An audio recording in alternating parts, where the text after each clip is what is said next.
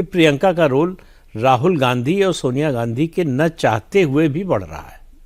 न चाहते हुए भाई, इतने लंबे समय तक अगर प्रियंका वाड्रा को आने नहीं दिया गया इलेक्टोरल पॉलिटिक्स में और कोई बड़ी जिम्मेदारी नहीं दी गई, मतलब शुरुआत हुई 2019 के लोकसभा चुनाव से और फिर 2022 के उत्तर प्रदेश विधानसभा चुनाव में, उसके बाद से उनको कोई जिम्मेदारी नहीं मिली। अब जाके ये मिला है असम का बेसिकली असम का चुनाव प्रियंका गांधी देख रही हैं, अब ये क्लियर है। हाँ, मतलब चुनौती है एक तरह से कि मतलब हम हार रहे हैं, चुनाव जीत के दिखाओ अगर करिश्मा है तो। उस चुनाव में मतलब वैसे तो कांग्रेस के लिए आप किसी राज्य के बारे में कह सकते हैं कि कोई ज़्यादा उम्मीद नहीं है, लेकिन वहाँ मुकाबला जो है ममता विश्व शर्मा से है। केरल के बाद कहीं मुकाबले में भी है तो वहीं है ना असम में। केरल और पंजाब दो जगह कह सकते हैं इस साल जहाँ चुनाव में अगर उनकी बात कर लें। हाँ, केरल के बाद वहीं पर है और क्योंकि वहाँ दो ही पार्टियां हैं। तो वो राहुल गांधी का एक सर्टिफिकेट आजकल सोशल मीडिया पे चल रहा है कि उनका एडमिशन कैसे हुआ सेंट स्टीफेंस में, कि शूटिंग कंपटीशन उनके लिए कहते हैं अरेंज करवाया गया कि नहीं पता नहीं, 4 पार्टिसिपेंट थे, वो चौथे नंबर पर आए, इसलिए उनको स्पोर्ट्स कोटा से एडमिशन मिल गया। तो ये उसी तरह की कोशिश है कि भाई दो ही पार्टियां हैं, तो कांग्रेस नंबर 2 पर तो रहेगी ही, तीसरे नंबर पर जा ही नहीं सकती है, कितना भी कांग्रेस कोशिश कर ले। और वहाँ जो परिस्थिति है उसमें लगता नहीं कि कांग्रेस के लिए ये गौरव गोगोई जो है जरूर कोशिश कर रहे थे, लेकिन उनसे वो सब पे सर आ जाते हैं डिटेल में 2 मिनट में। लेकिन अब ये जो यूपी में कल इनके जन्मदिन पर जो 2 इनिशिएटिव कांग्रेस ने लॉन्च किए, इसमें कुछ सिग्निफिकेंस देखते हैं आप? बिल्कुल बिल्कुल, वही जो शुरू में मैंने बात कही कि राहुल गांधी को फेज आउट करने की कोशिश है। अच्छा भाई, आप एक्टिविटी मतलब बढ़ाएंगे, उनका जो है पब्लिक एक्सपोजर बढ़ाएंगे प्रियंका का, तभी तो वो होगा। अचानक कोई घोषणा नहीं होने वाली है कि आपसे पार्टी जो है प्रियंका गांधी चलाएंगी।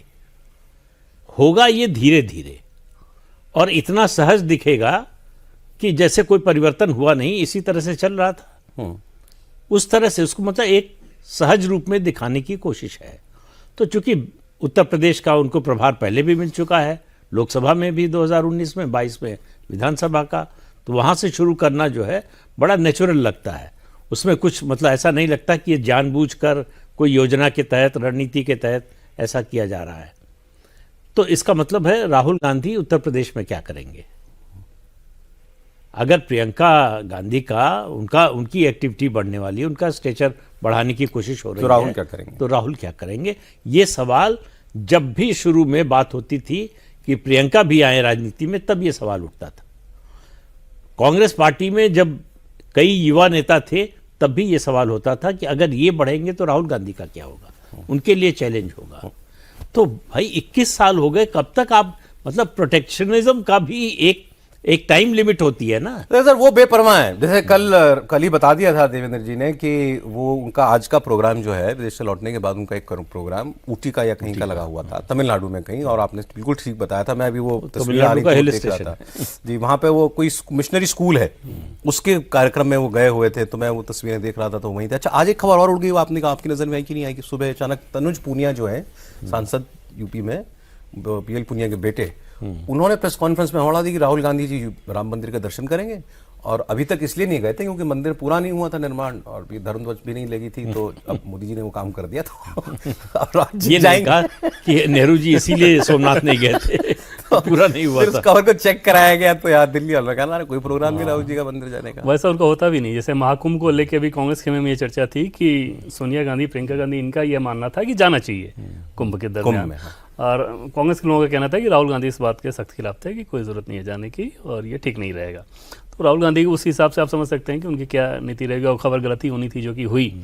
और दूसरी चीज़ प्रियंका गांधी के संदर्भ में देखें सौरभ, तो एक चीज़ एकदम से तय है कि उत्तर प्रदेश के चुनाव में कांग्रेस के लिए यूपी में सेंट्रल स्टेज पर यही रहेंगी।